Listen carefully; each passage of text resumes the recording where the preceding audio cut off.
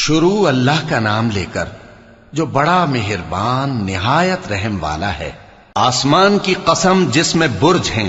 اور اس دن کی جس کا وعدہ ہے، اور حاضر ہونے والے کی اور اس کی جس کے پاس حاضر ہوتے ہیں، کہ خندقوں والے ہلاک کر دیے گئے، یعنی آگ کی خندقیں جس میں ایندھن جھونک رکھا تھا،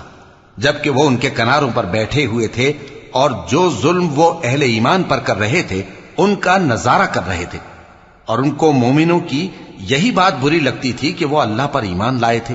جو غالب ہے، سب خوبیوں والا ہے، جس کی آسمانوں اور زمین میں بادشاہی ہے،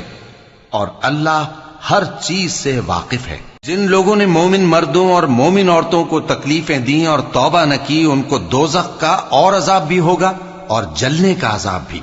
اور جو لوگ ایمان لائے اور نیک کام کرتے رہے ان کے لیے باغات ہیں جن کے نیچے نہریں بہ رہی ہیں، یہی بڑی کامیابی ہے۔ بے شک تمہارے پروردگار کی پکڑ بہت سخت ہے، وہی پہلی دفعہ پیدا کرتا ہے اور وہی دوبارہ زندہ کرے گا، اور وہ بخشنے والا ہے،